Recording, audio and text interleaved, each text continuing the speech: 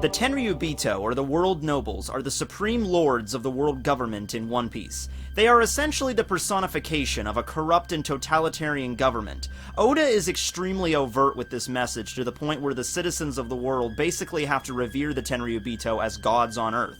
They are exempt from any laws, and they can make them up as they please. And in a world where even attempting to learn about the past is a punishable offense, one could also see the World Nobles as hypocrisy made manifest. Huh.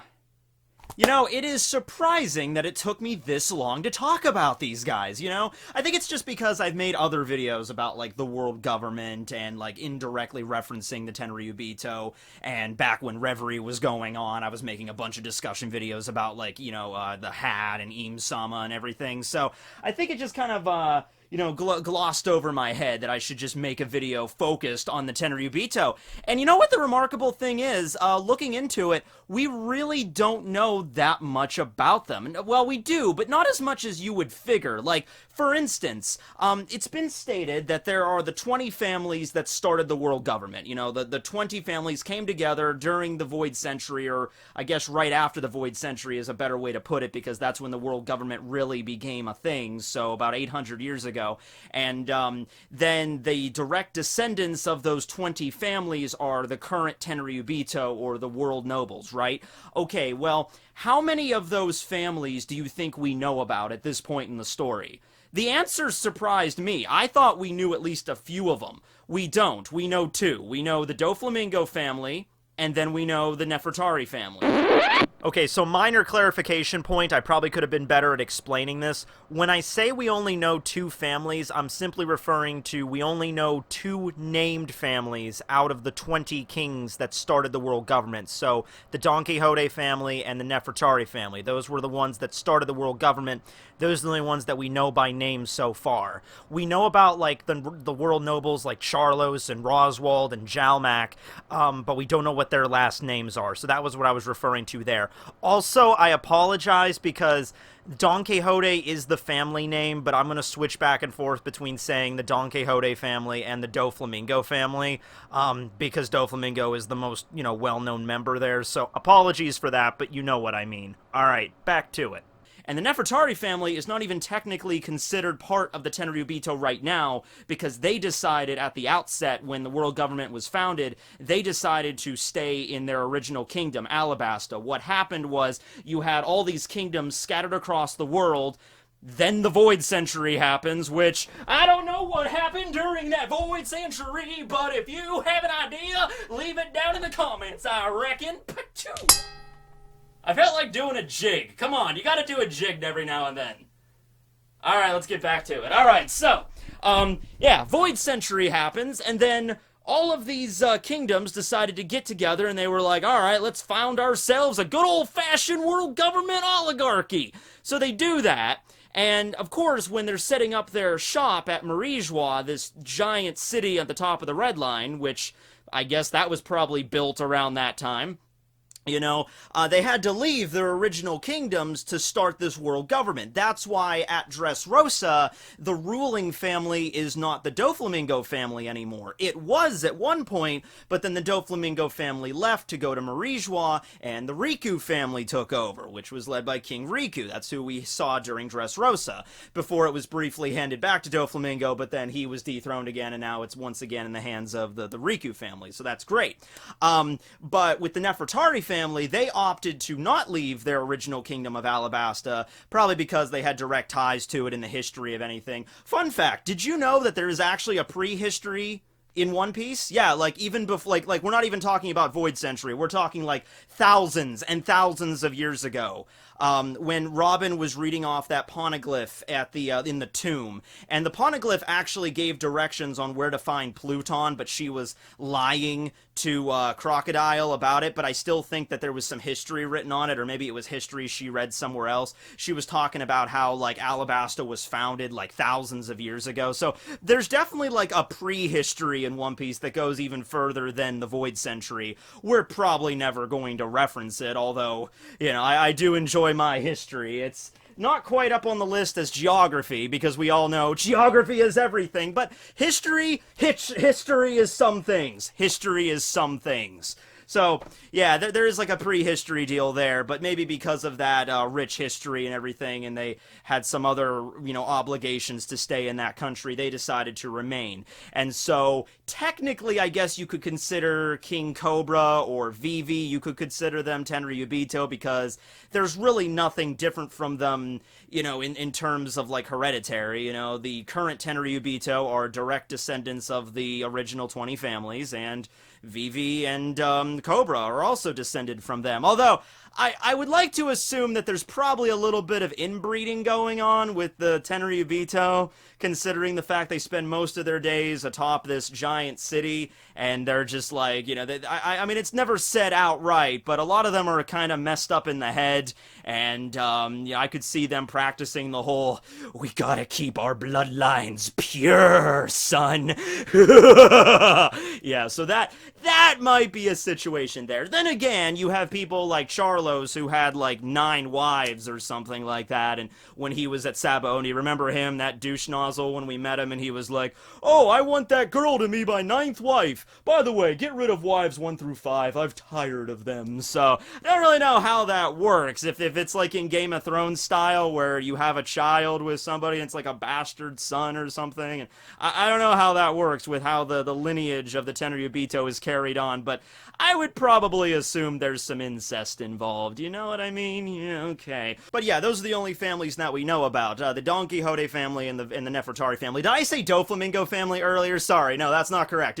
It's the Don Quixote family. That's their family name. It's just Doflamingo. It's confusing for me, because you have the Don Quixote family, that's the Tenryubito clan, but when Doflamingo decided to start his pirate crew, it's like a mafia, so he named it the Doflamingo family. So that messes with me. There is a Doflamingo family, and there is a Don Quixote family, but in this context, we're talking about the Don Quixotes. Yeah, so you have Doflamingo, Rocinante, Homing's wife, who we never got a name for, but they're members of the world nobles until Homing decided to abandon his position and go off to another part of the world where he assumed he was going to live in, I guess, peace and harmony with the commoners. I don't really know why he thought that was a good idea. Let's think about this for a second, okay?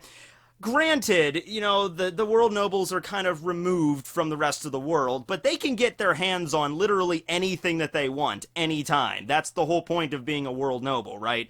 So they might even be aware, if they really wanted to, I guess there's really nothing stopping them to learn about the Void Century. I mean, if there's any place in the world where there would be like a history book about the Void Century, I would imagine it would be in Marijois. I don't know. Like, the Gorosei obviously know about it. Imsama definitely knows about it, but a lot of the world nobles probably do too. Some of them are kind of stupid, don't really care, but some of them might.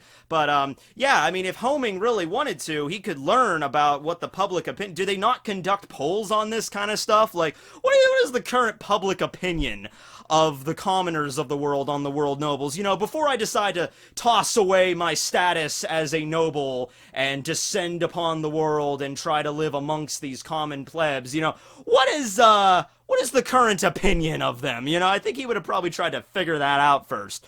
But, I mean, his intentions were in the right place. I mean, he was different from all the other ones. Not really sure what happened in his past that led him on that, that goal to decide to live amongst the commoners, but he went with it. It's just that his methodology wasn't that great. So him and his family left, and his wife was cool with it as well. His wife, even though we don't know her name, she seemed like a rather gentle soul. Kind of makes it even more messed up considering how Doflamingo turned out, you know what I mean? But anyway, yeah, they move off to some random island that's not even allied with the world government. See, that's the thing. They're not even at an island where, like, the world government is part of. They're in just some random island in the northern seas. But even here, in a place that's far removed from the rest of the world, the people that live there knew about the world nobles and despised them, because rightfully so. Let's list off a number of things that's messed up with the world noble system. Let's do that, shall we? Okay, well, number 1, they're completely above the law. Number 2, they're taught from a very young age that it's okay for them to be above the law because you are essentially gods on Earth. I don't think I need to explain to you why teaching people why, that they're gods and they're better than the common folk and how they're just superior just for being born. I don't think I need to explain to you why that's not a good thing, but it didn't happen to them. So they can basically go wherever they want in the world and they can do whatever they want. It doesn't matter, even if they blatantly commit murder in a public street. Doesn't matter. They could be walking down the road and some kid could step in front of them and yeah, well, he stepped in front of me. Everything that happens after this point is justified. They could steal whatever they want. Not like they need it, though, because they're amazingly rich. That's part of the reason why the world government has so much power and influence and just basically an endless reserve of money, because all of the money comes from these, the Tenryubito, right? And that's why also the Gorosei state that they have to keep the Tenryubito happy as much as possible. The Gorosei are also stated to be members of the Tenryubito, but it's like, there's like different classes here. There's the Tenryubito that just live out their days in their golden palace, in their golden bedroom, shitting in golden toilets, and just sitting there like twirling their wine glasses like, whoa, we are so freaking rich. There's those kind of Tenryubito, and then there's the Tenryubito like Mulesguard or like Homing that are a little bit nicer than the others, that actually have like what is it called, empathy and a soul. And then there's other ones like the Gorosei that are actually learned and intelligent, and they're not just complete freaking blowhards, and they can actually run a government. So there's different classifications here, right? But yeah, so they can steal whatever they want, but it's not like they have to. I already mentioned the thing that's messed up with Charlos, how he'll just be, walking down the street, and if he sees a woman that tickles his fancy, oh god, why did I use that way to describe it? Oh god, now I'm gonna be thinking of that. I'm gonna be thinking of Charlos tickling his fancy all night now. I wonder what his moves are in the bedroom. Why am I asking these questions? I don't need to know. I never wanted to know. No one ever asked that.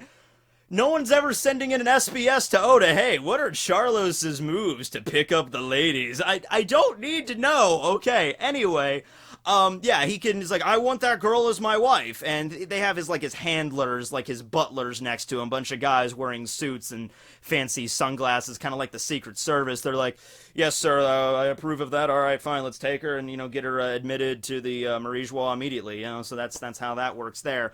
Attacking a Tenryubito in any way, shape, or form, verbally, physically, emotionally, it will not fly. You will end up in a shallow grave before sundown. Although it is so satisfying when it does happen, it's like Oda makes a point to say, like, attacking a world noble is a big no-no. It's not just against the law. You're defiling the acts of God at that point. But it happens so often. That one time where Zoro, oh man, it's one of my favorite scenes in One Piece, where I need to make like a top 20 scenes in One Piece, like my personal favorite scenes, because I use that term a lot. I'm like, this is one of my favorite scenes in One Piece, but they really are. I need to make like my top 10 list. But anyway, there's that scene where Charlos is walking down the street in Saboni, and he's on his oh, by the way, they use slaves as transport. You know what? It's not even that effectual, because guess what? Human beings are not designed to walk on all fours. We're not horses, like, use a horse, it would be way more effectual. But that's not the point they're trying to get across here. The point they're trying to get across is, we have all of this unabashed, unquestioned power. We could do whatever we want. Yeah, I'm a world noble. I could run down the street wearing, an epic stallion that would be able to support my body weight. But you know what would be even better? To kind of just let the masses know who's boss. I'm gonna ride down the street on one of my human slaves, and he probably won't get very far because, it's a human being not designed to, like, crawl on the ground very well. So, but it doesn't matter, because after one collapses, oh, bring in the next one. A mile later, he collapses. Oh, it's such a hot day out. Next, please. They can do that, and they just keep it going. But anyway, he's walking down the street with his freaking human transport, and then Zoro's like, he's guzzling some booze, and just kind of strolling around Sabaody. Like, man, I wonder where those guys got off to. Man, they're always getting lost. He sees Charlos, and he doesn't know the deal, so all of the people, of course, they're lying prostrate on the ground, on like making a path for him, like, oh, dear Tenryubito, please beseech us with your power and wisdom. And then Zoro's just walking straight down. He's just like, what the hell are you want? Directions or something? And everybody, it's like, the best way I can imagine this is like, imagine back in like the days of like kings. You know, like, we still have kings and queens right now. I'm talking, though, back in the day when that was, like, the king of England was actually the king of, like, England, not just, like, a figurehead or something. And the king is just walking down the street, and everyone is just like, oh, it's the king, let's make a path for him. And then someone just kind of steps out and just like, hey, man, what's up? Everyone would just be like, whoa, okay, huh? You know? But this is even worse than that, because... well, in some historical contexts, kings were basically held up to be gods, but not all the time, but sometimes. But in this context, everyone's just like drops their fudge, and just, they're like, let's get out of here, let's get out of here! And so Charlos is even dumbfounded, and he's just looking at Zoro like, what? Is he serious? Like, his brain can't... this is something he's never encountered. Insubordination. Not even insubordination, but these guys are literally brought up since they're little kids on how you're better than everyone else, and whenever you're walking through town, people will just part the ways, they'll listen to whatever you say, because they have to. And so, it doesn't process in I can imagine, like, the little guinea pig wheel. It's just like, what's he doing? And so Charlos is just, like, reflexively, he just... and he tries to shoot Zoro. Zoro uses his sword, almost slices his damn head off. That's when Bonnie jumps in and is like, what are you doing, you idiot? Oh my god, my big brother died. And Charlos is like, oh, I didn't think I hit him, but alright. Don't know why I'm giving him a Sylvester Stallone accent, but alright, we'll roll with it. Yeah, I'm World Noble. Come on, guys, let's go get in a boxing tournament. Come on. So they move on down the road.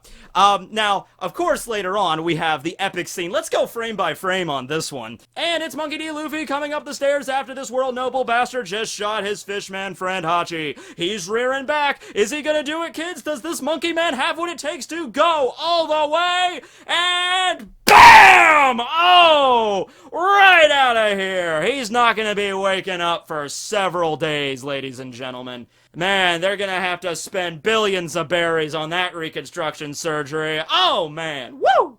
And then later on, it happens again. It's like if one wasn't good enough during Reverie, when Charlos is, like, trying to take Shirahoshi back to his sex dungeon.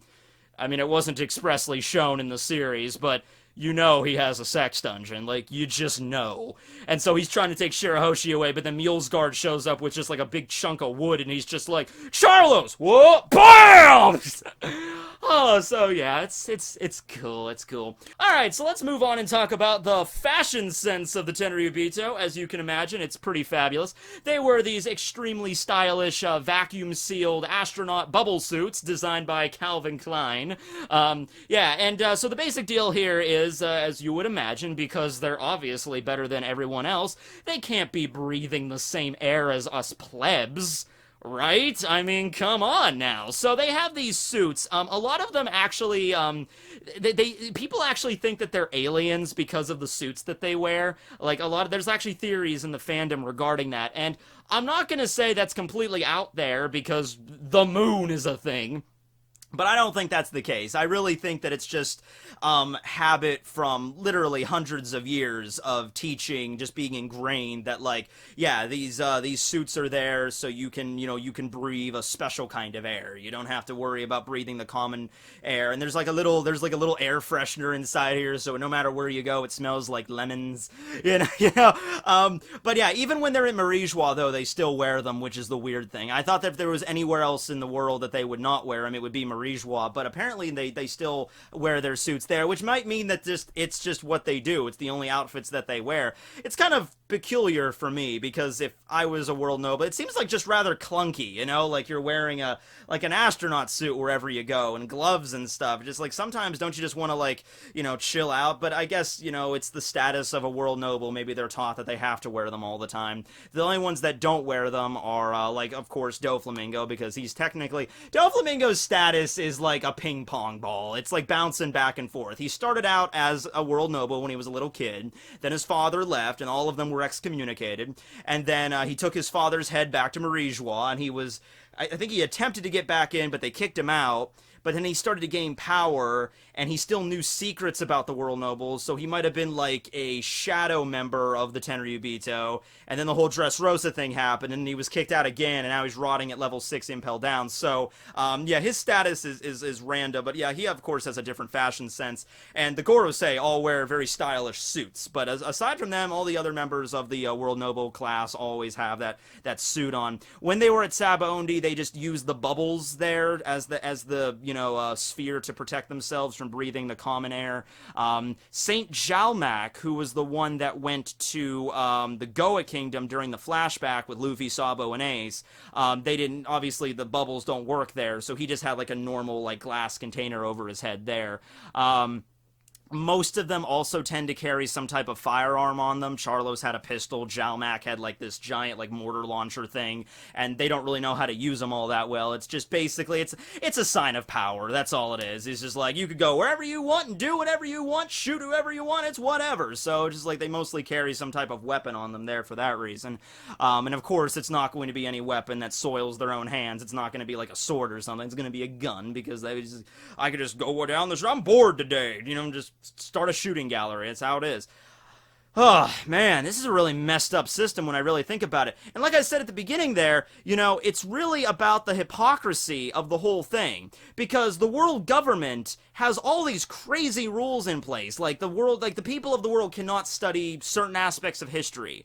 And if they were to even attempt to do that, they don't just get arrested, they get Buster called out of freaking existence, So they have all these ridiculous rules in place, but then you get to the world nobles that are the exemption from all of that. Is this, like, the entire world simply serves as a pillar to support the world nobles. It's kind of like, yeah, you people might be living in the world, but it's only because we allow it. You guys are only alive because we say so. We're the ones that really should be reaping the benefits of the world, okay? It's your job to support us. It's our world, bitches. You're just living in it. Kind of like that, and that's how it is. They have the finest food, the finest wine, all of the technological advancements the world can offer, full support of the Marines. They have the entire Cypher Pole organization to protect them. They have pretty much everything. Now you can kind of understand Dragon's ideals here. Now, the Revolutionary Army came out and said recently, back during Reverie, they said, hey, look, we're not going to try to take down the entire world government, because number one, that might be fairly difficult to do, but also, if you do that, even if we succeeded, let's just say we did, that would be sheer anarchy. And the way the world is right now isn't perfect by a long shot, but mass anarchy would be even worse. That's why I don't really understand it when people in this current world say, I want to live in a world, I just want to live in a world with no government, I just want to live in anarchy, like, go back to our roots. I'm like, alright, you have fun with that, because it wouldn't be very fun. But anyway, yeah, the Revolutionary Army doesn't want that. Rather, they just want to get rid of the Tenryubito, which is the ruling class. They're the ones that call all the shots. Even, like the Gorosei, they are still technically Tenryubito. They're a little bit more intelligent than the others, but they still are Tenryubito. So that's what the Revolutionary Army's trying to do. And I'm not sure what their goal is afterwards. Like, they take down the Tenryubito, and then they'll set up a committee as like a temporary head of state, or they have other people in mind that are going to run the world. But the infrastructure that's in place is not necessarily a bad thing. And not every member of the world government is bad. Not every member of the Marines is corrupt. Obviously, it's just that this ruling class has to go, because they're outdated. It's ridiculous of how unfair and unjust this is, that they can just do whatever they want whenever they want, just for the sake of... I hate that, and I think that's what Oda's really trying to do to get... he's using it to personify, like, this is a corrupt government made manifest into human form. That's what the Tenryubito are. Think of all the unjust things, all the unfairness in the world of the government, all past governments that existed. That's what the Tenryubito represent. And it's a system that's existed purely because of tradition and heredity. That's all it is. Like, yeah, like 800 years ago, a bunch of kings got together and started a government. Therefore, their great great great great great great great great great great grandsons definitely deserve all the rights and the privileges that they got, right? Just because they're related. Therefore, it's ridiculous. It doesn't make any sense. So, yeah, that's what the Revolutionary Army is attempting to do, take them down. I'm assuming that also means taking down the Gorosei and taking out Im-sama. Im-sama, as we recently found out in the manga, is the supreme ruler of the world, because he is. We don't know his story. We don't know if he is he's most likely a Tenryubito, but we don't know what certain circumstances led him in particular to be the ruling king. Perhaps back during the Void Century, that story that they told about the 20 families, maybe that's a little wrong, because the way that they always tell the story in the history books in One Piece is like, the 20 families came together and they were all equal and they decided to, rule the world by committee, like equally. That's what they decided. But maybe what actually happened, it was maybe like one family in particular was the one that rallied everybody together and maybe even oppressed the other kings. Like this one king was so powerful, he beat all the other kings down and like under his boot. And he's just like, you're going to listen to me and we're going to do this world government and I'm going to be in charge. And if not, I'm going to kill you. And that might have been the situation. So, yeah. But at any rate, Im-sama is the supreme ruler. He gets to command the Gorosei, and the Gorosei are the public face of the rulers of the world government. But Im-sama is the one that really calls the shots. And we saw that when the Gorosei all kneeled to him and is like, what is your will, Im-sama? Whatever you say, we shall take. Name your theories, kids. Like, he has the eternal youth operation by the Oppi Oppi no Mi done to him. He's an alien. He has some sort of clairvoyance ability to see the future. There's a bunch of theories out there. Take your pick. But, yeah, he is most likely a Tenryubito, just like of the most royal class out of all of these royal people. Another reason why they're so, what's the word I'm trying to think of? Dastardly. Ooh, I don't get to use that word too often. Dastardly. Ooh. No, they're dicks, and the reason for that is mostly the slave trade. Yeah, it's kind of hard to get over the slave trade. You know what's messed up? The sole reason that this exists in One Piece is because, like I said, all the messed up things they have to do to showcase their power. There's like a walkway in Marijois that's like automatic. It's run on slave power. When they're walking through a town, they can't walk. They need to ride on a slave. That's what they do. So I would assume the majority reason why the slave trade even exists to begin with is simply because the world nobles, they want it to be. To show their power and to oppress the common folk. Now, there are other nobles in the One Piece world, like, they're not getting off the hook here either. You saw the auction. Go back and watch the episodes where they were at the auction house. Yeah, the Tenryubito were there, but there were a lot of other kings and queens and royalty that were bidding on slaves too, so... don't just write them off. But hey, there's good nobles as well, like King Cobra and the Alabasta royalty. Those are prime examples there. Dressrosa, King Riku, that's a prime example. But yeah, the main reason that's the case is because of the Tenryubito. We of course have the flashback with the Boa siblings, the hoof of the celestial dragon. That's what this represents. Is if you're marked with that, you're basically property of the world nobles from now until the end of time. When Fisher Tiger raided Marijois in that epic scene, I would love to see an actual, like Oda actually draw that. Like, Fisher Tiger climbing up the sheer rock face of the Red Line, arriving in Marijois and just, like, cracking his knuckles, like, let's do this. Yeah! Wolverine! Tiger sharks! And they attack, that way. He did it single-handedly, too. Rescued a bunch of the slaves, rescued Boa and her siblings. They managed to get away out of Marijois. Not really sure how they managed to escape because it's on top of a mountain, but they figured out something. Maybe they hijacked a gondola. I don't know.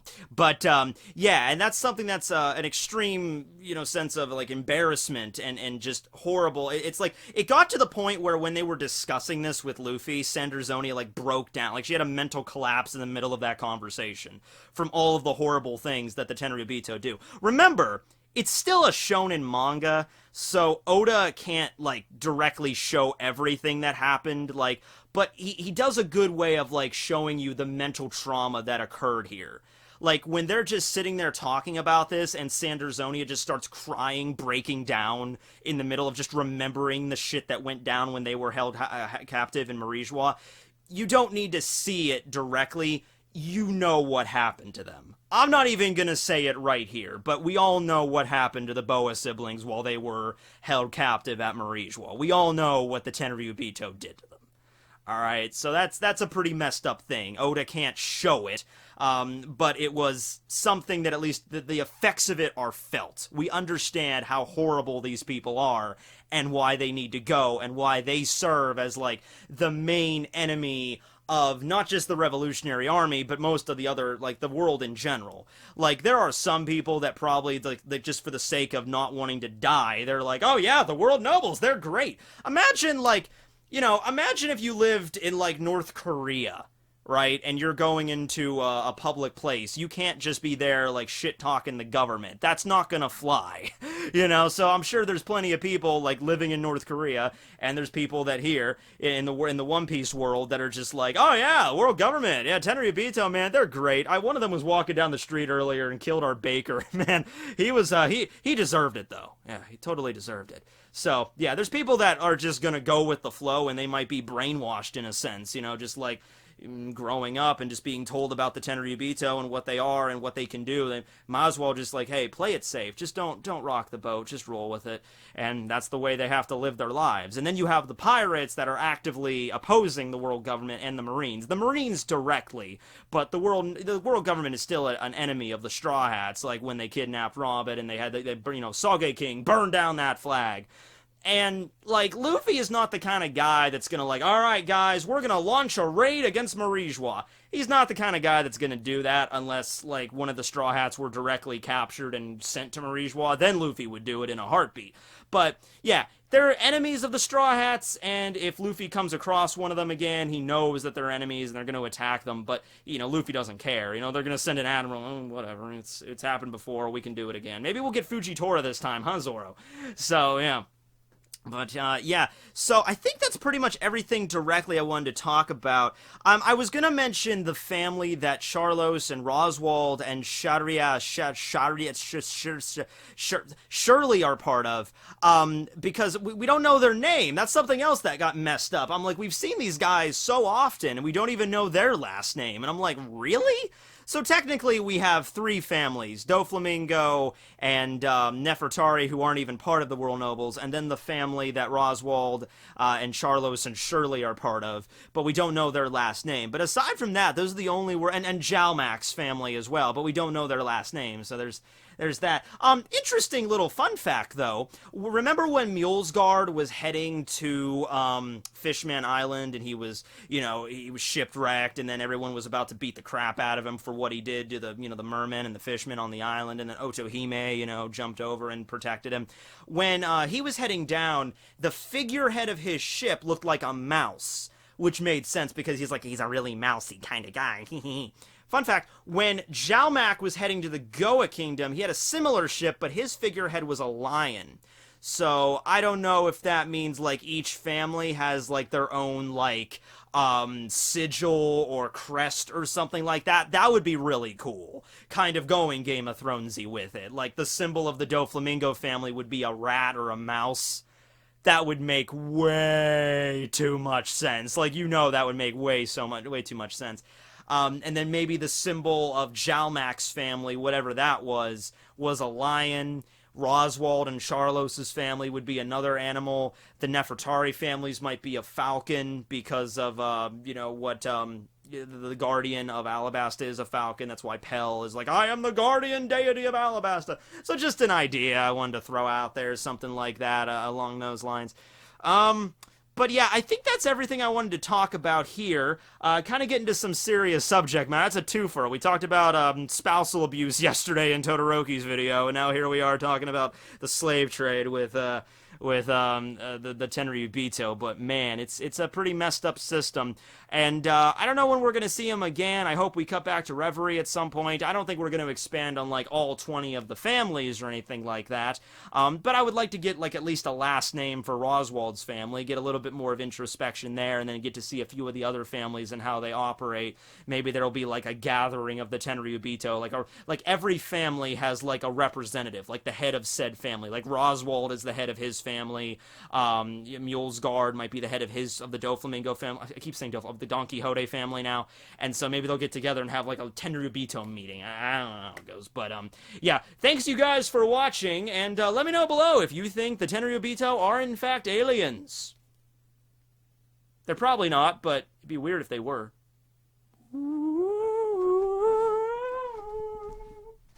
Da da da da da da da da da da da.